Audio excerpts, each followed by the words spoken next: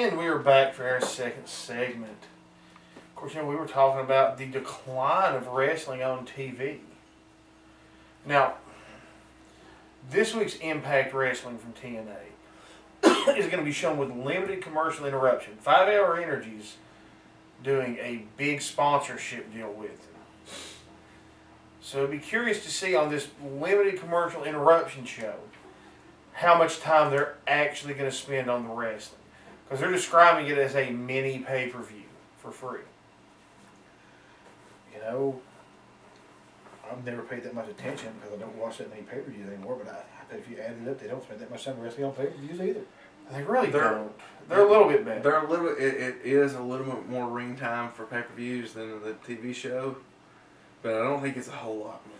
You know, it's the sad thing. That's all the TV shows have descended into are just speaking segments building up to the pay-per-view. It really is. I mean, not only do they build up to the next pay-per-view, they're building up for the pay-per-view after that, too. Well, honestly, WWE's already building up to next year's WrestleMania. They are. With The Rock and John Cena.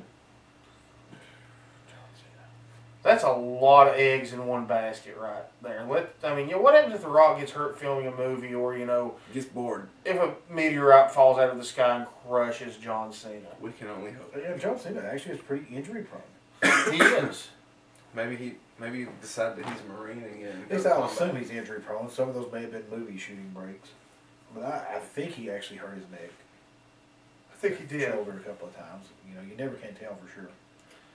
Of course, the Undertaker's on his summer softball hiatus. He does spend all his summers off. Well, if he... We'll actually see how bad WrestleMania got him come SummerSlam, which is generally when he starts making his rumblings of a return. But he doesn't shoot enough people with purple lightning anymore, though. He really doesn't. That's something he used to do that was a really great effect they've gone away from. They brought Paul Bearer back for what? 2 weeks? 3 weeks. Something like that. Yeah. That was quickly abandoned. I don't know. It's just people they emphasize storyline too much now. People always watch wrestling. Wrestling was gigantic in the 80s.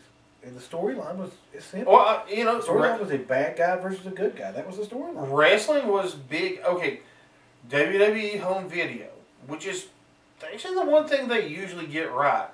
Actually working on a big career retrospective on Gorgeous George. Wrestling has always been big, and it's always meant huge ratings on TV. Looking at the 80s, I mean, one of the big things that the WWE, WWF, as we said, it's the preferred way of saying it, at least I think so, it was U.S. versus whoever we were fighting at the time. There was no greater villain in the NWA than Nikita Koloff. Yeah, that's right. I mean, you always had your Russian bad guys. I mean, he even at the height of Flair's heeldom, Nikita Koloff, when he feuded with Flair popped the crowd as a good guy. It was intense. And now, I mean, you have that unfortunateness of the whole Sergeant Slaughter Iraqi sympathizer turn. Yeah. We don't have wrestling needs a Taliban wrestler. I'm just gonna say it. We need a Taliban wrestler and an Al Qaeda wrestler. And no, it's not too soon. People wouldn't, they're not going to go for that because people are too politically correct now. You're right. I mean, but back in the day, man, the Russians, the Iraqi wrestlers, Iran. It's like the Iron Sheik. When right as the height of the hostage crisis, the Iron Sheik was just played up as being the worst of the bad guys. And he was hated. He was. He'd come out. He is what made the beginnings of Hulkamania. Oh yeah. It was always Russians. The entire Cold War, you had your Russian bad guys. Great Russian. Ivan Koloff was a former WWF champion. Was the man that I want to say is the man that dethroned Bruno Sammartino. very briefly. And then All-American Bob Backlund Bobby Backlund. kept that title till the Iron Sheik beat him, which, Bob Backlund was never happy that he had to lose to the Iron Sheik. Granted, the Iron Sheik was never happy that a month after he won the belt, he had to drop it to Hogan. He'll talk about it to you to this day. Yeah, people used to, the wrestlers themselves took stuff like that very seriously. I mean, I'm not sure that they do now. Matter of fact, if you get the, it was WrestleMania 3. If you watch the DVD, and they're talking about it, they're afraid that Andre will not give up the belt. They thought he was gonna hurt Hulk Hogan and walk away with the belt. Oh, yeah, and he could have. Well, yeah, let's face it. No one there would have been able to stop him if he. You just had to run away from Andre. Yeah. Very mobile. Or walk very fast. But that was just Andre taking a big fall for Hogan. It surprised me that not long after that Andre actually did the same thing for the Warrior, and he let the Ultimate Warrior slam him and everything. I think at WrestleMania 6, somewhere along that line. Right. I mean, he was all about making sure the business continued as it needed to be. See, you don't see stuff like that anymore. I mean, I'm going to talk about the Montreal screw job for a minute. Oh yeah. Everybody, likes to talk about Vince screwed Brett, and of course, Vince had the famous interview where Brett screwed Brett. Vince was right. Brett could have easily showed up on Monday Nitro with that belt. He wasn't. And dropped it in the trash like Medusa did the women's title.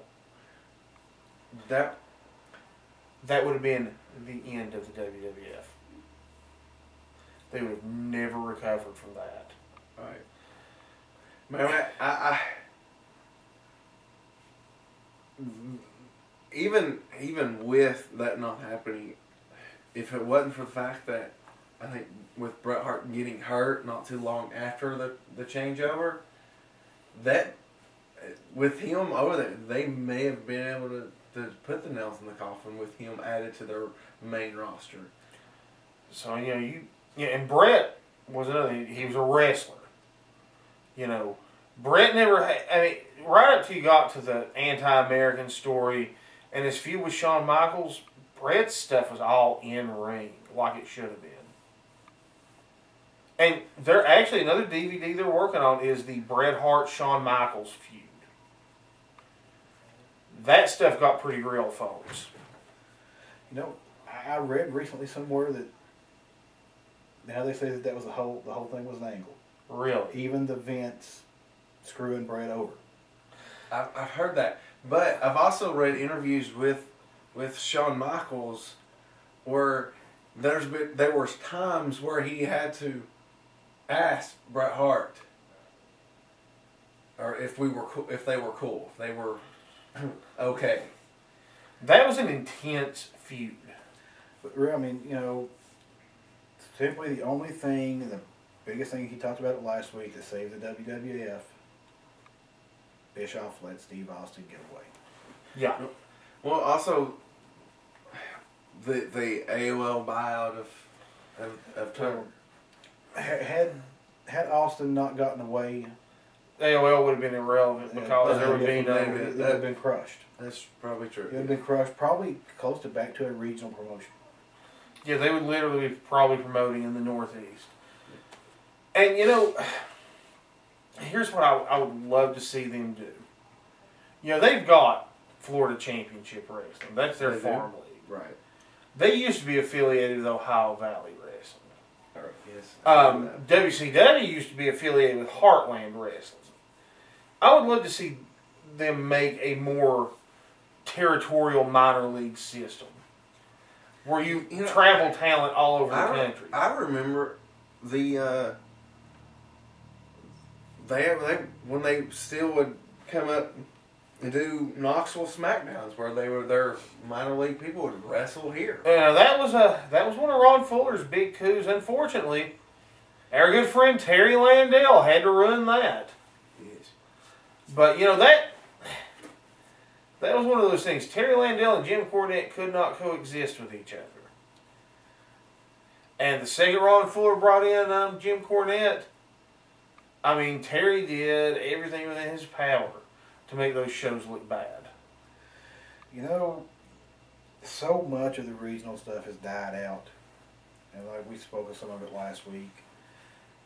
Now you get one SmackDown or one Raw a year in Maybe. Knoxville. Maybe.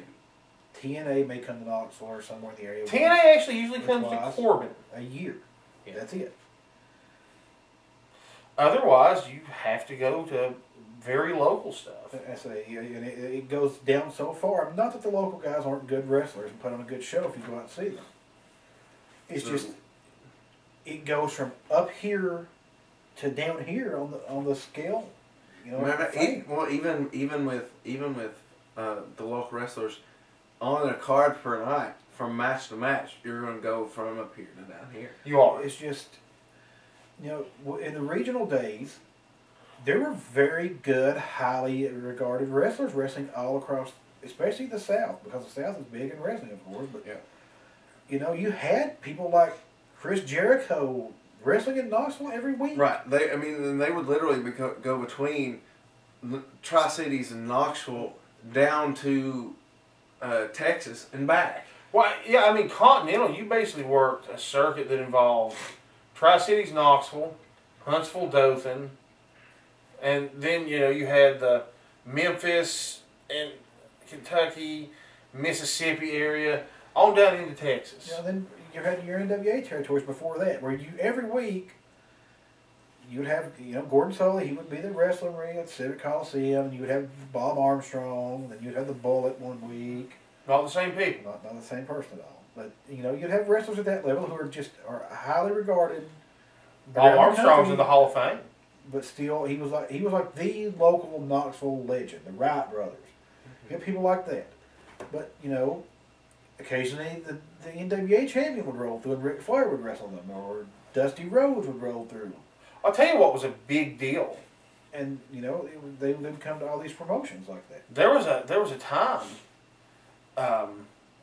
they actually brought in, and this was after Jim Crockett Promotions had bought out UWF Wrestling. They brought in Terry Gordy, who was just fresh off being the UWF champion. And he just came in and just made an impact in Knoxville.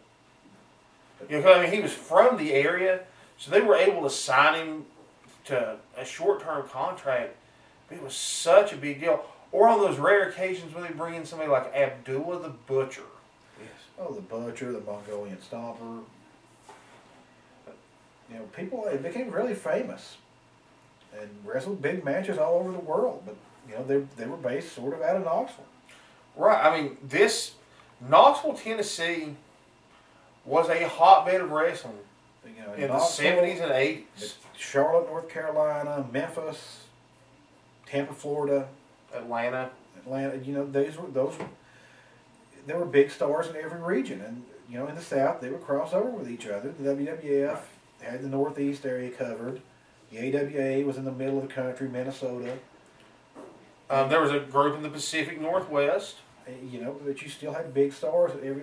Nowadays, there's no middle ground like that anymore. No, I mean, unless you happen to live in Florida. It's essentially the WWF going where they go, TNA doing their shoot in Florida with the occasional road show, and there's no middle ground. It's extremely local, high school gym levels. If you live in Tampa, Florida, Louisville, Kentucky, or Cincinnati, Ohio, you've got 3 decent-sized promotions.